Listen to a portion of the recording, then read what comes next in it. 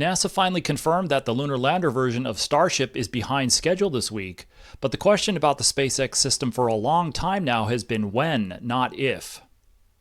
Hey everyone, thanks for your time as always. For the last 2 years, if not longer, we've been waiting for something about the critical path and milestone schedule for Starship HLS, and this week's news still doesn't address that question. When? The calendar quietly confirmed previous Starship HLS delays, but we still don't know how far behind the Artemis III schedule it is in any detail, despite the fact that that would be crucial information to make the decision to start looking at alternative lunar lander concepts. The deadlines for Artemis III specifically, or generically just the next lunar landing of astronauts on the moon, the first since Apollo 17, are bunched around the end of the decade, so NASA only has 3 or 4 years to work with. It could easily be too late to start another lunar lander project with that goal, and NASA never specifically said Starship was that late. But SpaceX didn't say anything about their HLS schedule either. Even though we're still in the dark, this week's announcement seems to mean that Artemis III is delayed again, to the surprise of few. NASA has delayed Artemis III multiple times this decade, but this is the first time Starship was the reason given, and this is the first time so far that no new date was given. Also, unsurprisingly, given the circumstances, a soap opera broke out, so we have to look at a little bit of that, mostly for the deflecting. First, let's take a look at the latest on Artemis II. Although updates about progress continue to be blacked out, we did get a couple of pictures, and now that the vehicle is fully stacked, we can look at what's next and what's remaining before launch. Exploration Ground Systems completed stacking preparations for the Artemis II Orion spacecraft last week and rolled it from the Launch Abort System facility at the Kennedy Space Center to the Vehicle Assembly Building. Sometime over last weekend, the Orion launch assembly was lifted from VAB High Bay 4 up and over into High Bay 3, where the SLS launch vehicle is stacked on Mobile Launcher 1. Crane operators then lowered it down onto the Orion stage adapter where Orion's spacecraft adapter cone was bolted to the OSA. With NASA's public affairs offices closed by the government shutdown, only 2 still images of the major milestone were posted by acting NASA Administrator Sean Duffy on social media. They only show the lift part of the lift-to-mate operation. In the second image, Orion is close to SLS, but not yet close enough to bolt them together. There was no further imagery of that or updates about the schedule for the remaining critical path work that needs to be completed by the end of the year if the space agency is going to launch Artemis II as soon as early February. On Friday, October 24th, Orion prime contractor Lockheed Martin posted a more recent image of the fully stacked vehicle. In this shot, we see that both halves of Platform B and Platform A are fully extended around the Orion service module and Launch Abort System tower. Later on Friday, they posted another image, or maybe more of that same image, which gives us a long, low-resolution look at a couple of the strakes that were added to the SLS core stage inner tank. A pair were added on either side of the forward booster to core stage attach points for a total of 4. The strakes will help reduce the buffeting and vibration levels for the vehicle during the transonic part of the ascent. The bolting of the SA cone to the OSA completed the hardmate between Orion and SLS, the structural connection, but the 2 machines, or 3 machines depending on how you classify it, still have to be functionally integrated, and that work began immediately to interconnect the flight control systems of Orion, SLS, and the Interim Cryogenic Propulsion Stage, or ICPS. The SLS Block 1 vehicle uses ICPS as almost a commercial off-the-shelf in-space second stage. The United Launch Alliance stage has its own flight control system that will take over control of the mission less than 10 minutes after liftoff, when Orion and ICPS separate from the SLS core stage.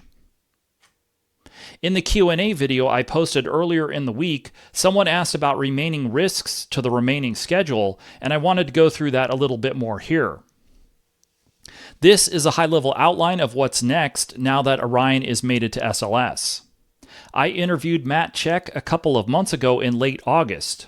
He is the Senior Vehicle Operations Manager for Exploration Ground Systems, and I asked him about this upcoming sequence back then. I'll copy and paste that bit from a previous video here for reference. again, in thinking about Artemis I, but there were a set of integrated tests after Orion was stacked. I mean, I know there's interface tests for Orion, but then there was like an integrated interface test and a COM end-to-end test and things like that. Could you go through what sort of the big ones are for you? They're the same, with one addition. So yeah, we have integrated IVT is what you're alluding to. So we've done IVTs, integrated interface verification tests between core stage booster, core stage ICPS, those kind of things. But the one that really gets you is when you bring Orion over. And some of that's because once you put that whole vehicle together, Orion's the brain for a lot of it. So making sure those elements all talk to each other the way they're supposed to. There's nothing else. No funnies that we didn't expect. That's like pretty much the first test we get into. We're gonna load the flight software for Orion, and then we'll go through the integrated IVT for the elements, and then sequence-wise, COM end-to-end. So we'll go COM, out to the other centers, out to the networks across the globe that are going to pick up Orion as it's flying. And then we kind of get into some of the more unique stuff for this flight, right? So crew-related, right? We have a CDDT, countdown demonstration test in the VAB, so we'll have flight crew in there, kind of doing a walkthrough of getting loaded in the vehicle and those kind of things. Once it's fully stacked, so we'll have that in there. There's loading there's a few commodities left. We haven't loaded I'll call it drinking water. We haven't loaded that yet, as well as effectively just like GN2 on the tanks, or the last couple of commodities we've left in the VAB, to get those done. And then you'll do, I don't know, that's really that's really the big stuff we have for Orion is getting through those, prep, sequencing, the water, GN2. That's kind of what you're looking at. The high-level list of integrated testing that NASA posted earlier this year shows that full stack integrated testing as steps 5 through 2. The Orion launch configuration is bolted to SLS at the interface between Orion's spacecraft adapter cone and the Orion stage adapter. That's actually a permanent connection. In flight, Orion will separate from the SA cone, leaving it behind with the interim cryogenic propulsion stage and the OSA. After that connection is completed, the mobile launcher umbilical connections will be attached, and then those interfaces will be verified. The Orion service module umbilical has an umbilical plate that connects to the crew module adapter, and there's an environmental control system hose that supplies air conditioning inside the crew module fairing, the LAS ogives. The link to that full episode is in the upper right, but I'll put links to both video episodes covering that interview in the description. In theory, there are some schedule risks to any issues that come out of the remaining integrated tests: the full stack interface verification test, the communications end-to-end test, and the countdown demonstration test. And EGS Integrated Operations needs to close out the vehicle for launch. However, they have been working on that with SLS for at least a couple of months. When I spoke with Mr. Check back in late August, they were already getting ready to close out the SLS core stage engine section, which is maybe the most complicated element of the whole vehicle. Although that may be the case, the main propulsion system and the RS-25 engines can also stay in a launch-ready configuration for a while. A few critical final preparations for rollout and launch have to be synchronized with whatever launch period NASA finally converges on. Last we heard, just before the government shutdown and NASA news blackout started, that's still tentatively the one in early February. As they get closer to the targeted date for the first launch attempt, the amount of schedule margin shrinks. Maybe the highest relative risk, but it's still hard to tell how high it is with the wet dress rehearsal tanking test. Last we heard, it's planned only a few days before the first launch attempt, but it's also possible that the timeline at the pad remains under review. Exploration Ground Systems made a lot of upgrades and changes to their equipment and to their software based on lessons learned from Artemis I, but also plans in place before Artemis I, such as adding the emergency egress systems to the mobile launcher. They've already tested a lot of those upgrades and changes during the Artemis II launch campaign, but the WDR is probably the highest fidelity verification that the machines and the people are ready for launch. The launch team learned a lot from their first launch campaign 3 years ago. So far, we've seen the second time through go more smoothly and efficiently, so that will be the last piece to verify. Taking the flight vehicle through the entire tanking timeline and almost all of the terminal countdown timeline will verify that the upgrades to the propellant loading system are working correctly. It will also verify all the updated software and modified launch criteria with the flight hardware in a ready-for-ignition configuration. At the time of Artemis I, a second gigantic liquid hydrogen sphere was already constructed near the edge of the infield at Launch Pad 39B, but it wasn't activated or ready to use then. Artemis II is the first launch where it is integrated into the propellant loading system, which will allow the launch team to make an extra launch attempt in a day's less time. In other words, they should now be able to conduct 4 launch attempts within 6 days. During the preview briefings for Artemis II in Houston last month, Artemis launch director Charlie Blackwell-Thompson provided a little bit of color about this upcoming wet dress rehearsal. After that, we're off to wet dress. Wet dress rehearsal will be a full tanking of the vehicle, core stage and upper stage. We will get into a terminal count, and again, we will count down inside a terminal count to about the 29-second point, and then we will terminate that test. We'll go review the data, and a few days later, we'll get into launch countdown. You may or may not remember the final wet dress rehearsal for Artemis I, not to be confused with a subsequent tanking test. The final wet dress was in June 2022. The plan going into that test was to make 2 terminal countdown runs with the vehicle close to a launch configuration. The terminal countdown covers the final 10 minutes before liftoff. For almost that entire time, the ground launch sequencer automatically configures the vehicle and ground systems for ignition and liftoff. At T-minus 33 seconds, the GLS hands over vehicle control to the vehicle while continuing to manage the ground systems. The SLS flight control system, a redundant set of 3 computers at the top of the core stage, locks in the T0 time after the handoff, and at T-minus 30 seconds begins its autonomous launch sequence, or ALS. Going back to that June 2022 wet dress, EGS was still working through issues with the liquid hydrogen tail service mast interface with the core stage engine section. At the time, they were seeing another leak, which was a higher concentration of hydrogen than their rules said at the time. Eventually that day, they decided to drop the cutoff, recycle, and a second terminal countdown run in the test, and go with only 1 terminal countdown run. The leak that day prevented the RS-25 engines from being properly chilled down for ignition, even though that wasn't planned for the test. But it was still supposed to be a full dress rehearsal, so the idea is to let the ground and SLS launch sequencers run as close as they can to engine start without letting them do that. The GLS can be configured to ignore specific launch commit criteria rules, assuming that the launch team has already decided they are comfortable with each change. However, the SLS flight software strictly enforces the LCCs. During that test, not only were the engines not starting, but due to the unperformed engine bleed, they were never even ready to start, which meant a bunch of launch commit criteria had to be masked in the GLS. The GLS operator configured the sequencer, the clock was picked up, and it ran down to the go for ALS milestone at T-minus 33 seconds. The SLS flight computers did their thing, started ALS at T-minus 30 seconds, and started verifying launch commit criteria, which determines whether the vehicle was configured for engine start.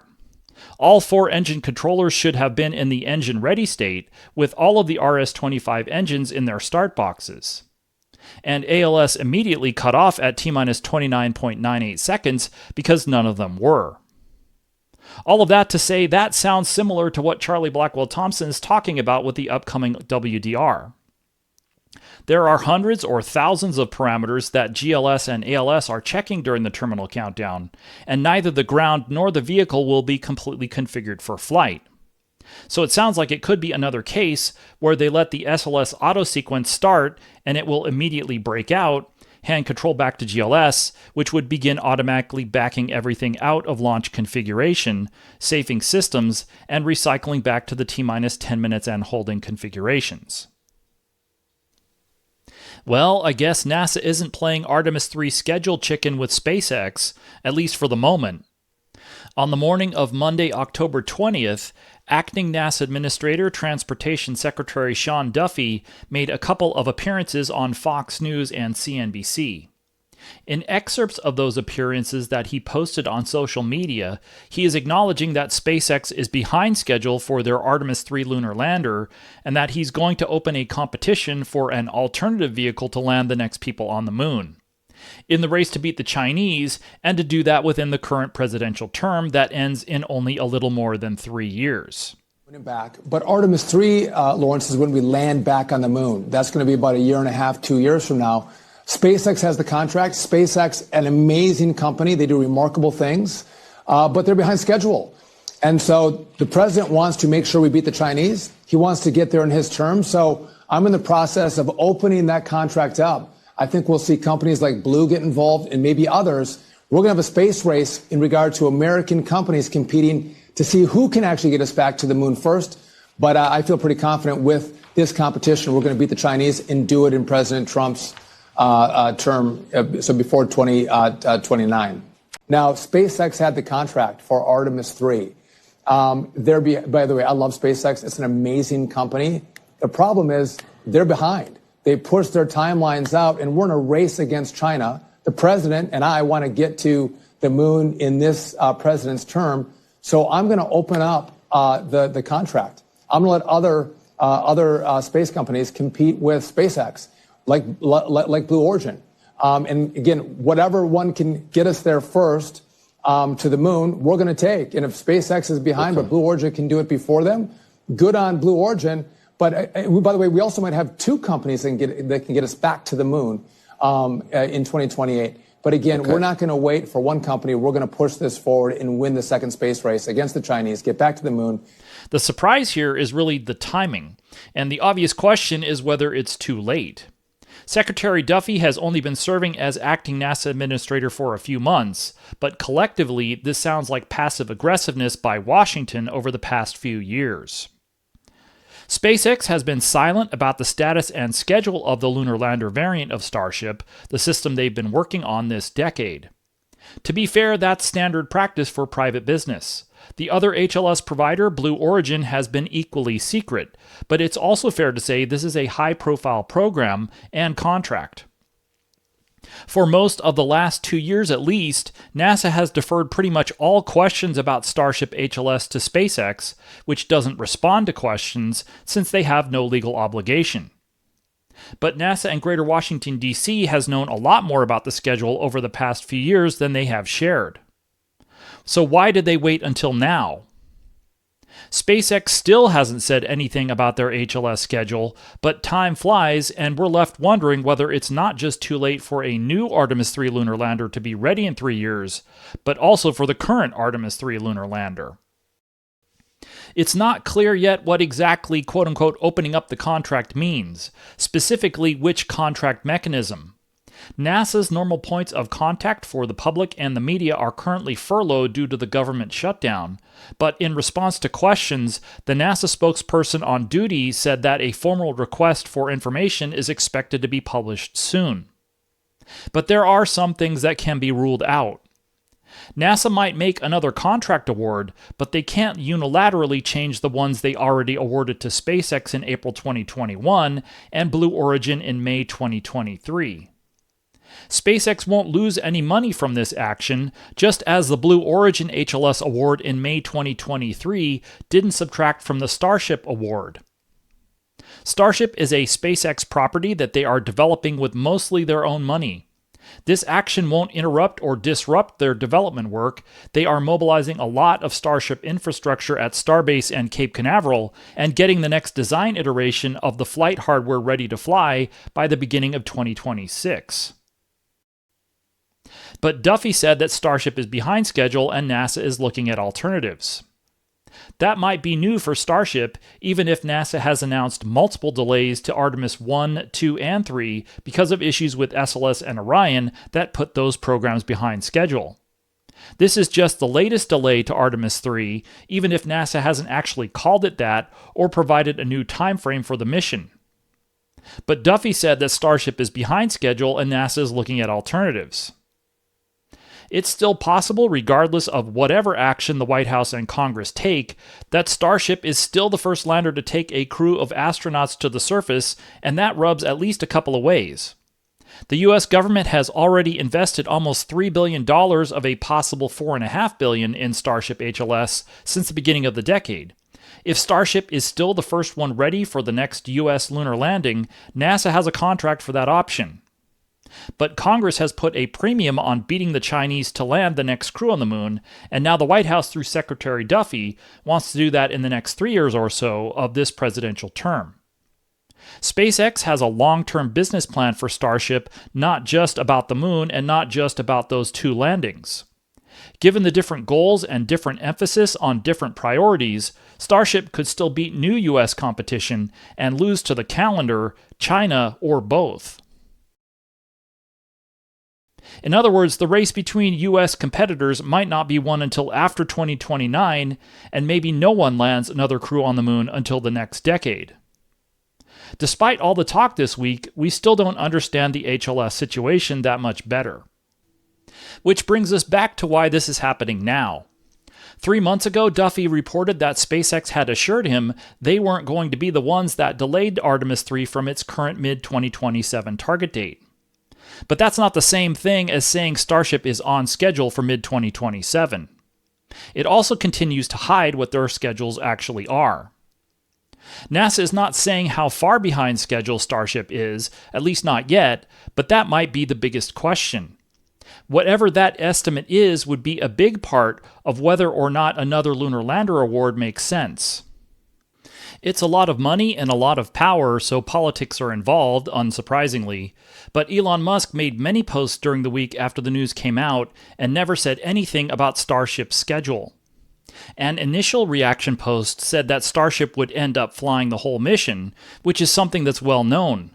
Eventually, SpaceX will end up launching passengers on Starship from the Earth to Mars and the Moon, but the question right now continues to be when the Artemis III Starship lunar lander variant will be ready for its part in that mission's relay race. By the end of the week, SpaceX itself hadn't made any comment after Secretary Duffy's announcement either about the current status of Starship HLS development or the upcoming Starship HLS schedule. So maybe it's a passive-aggressive fest. Why now is a question for NASA and Congress, but also for Musk after he made several angry posts following the announcement.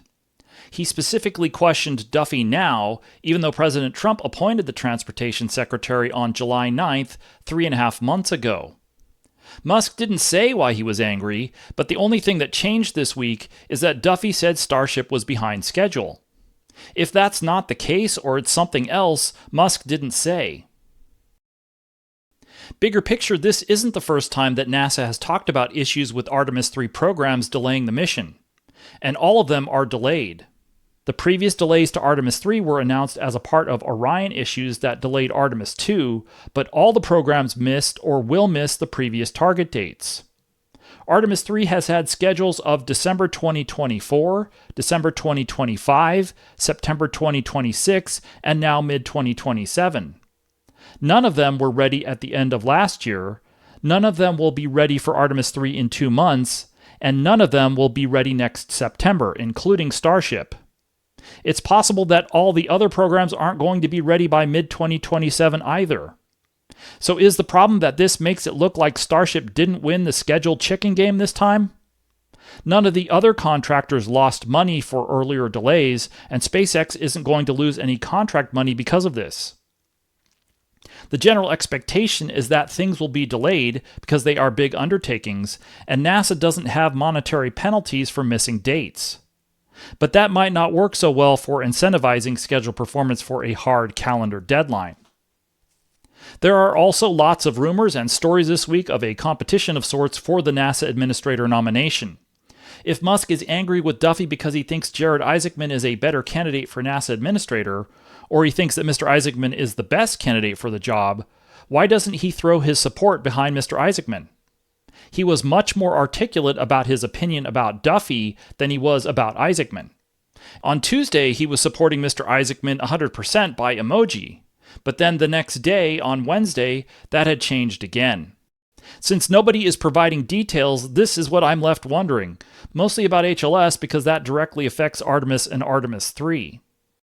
The schedule is still the big question, and put another way, Artemis III is still officially mid-2027. So is Starship 2028 late, 2029 late, or next decade late? The last public estimate was made 2 years ago as a part of the HLS Key Decision Point C review. That estimated Starship would be ready for the lunar orbit checkout review in February 2028. If Starship can make that date, it's impossible for a new project to beat that. President Trump's term is only a year longer than that, and the decade is over a year after that. In other words, this new contract or project only has a little more than 3 years in this term and only a little more than 4 years until the next decade. In other news and notes, on Monday, October 20th, Blue Origin posted on social media that one of the NASA payloads for their first Blue Moon Mark 1 uncrewed lunar landing mission was recently installed. Blue has posted on social media about other preparations for that mission, such as getting close to the final stretch of training. Unfortunately, they aren't more specific than that. We're still waiting to find out when the main BE-7 engine was installed on the spacecraft, and the latest forecast on when the spacecraft will ship to Johnson Space Center in Houston for thermal vacuum testing. It's not clear how long that TVAC test campaign is expected to take either. At the very end of the week, I also got an update from Boeing on SLS production at the Michoud Assembly Facility in New Orleans and at the Kennedy Space Center, and that will probably end up in next week's update. Thanks as always for watching. Like and subscribe if you find these videos informative and want to find out what's going on with Artemis every week. As usual, a big thanks to members of this YouTube channel who are helping to make it possible to keep doing these videos. I am posting additional content, including more videos and other posts during the week if you're interested in joining. If you're willing to make a one-time donation to support what I do, I would really appreciate it. I put a link to my Buy Me a Coffee page in the description. Thanks again, and I'll see you next time.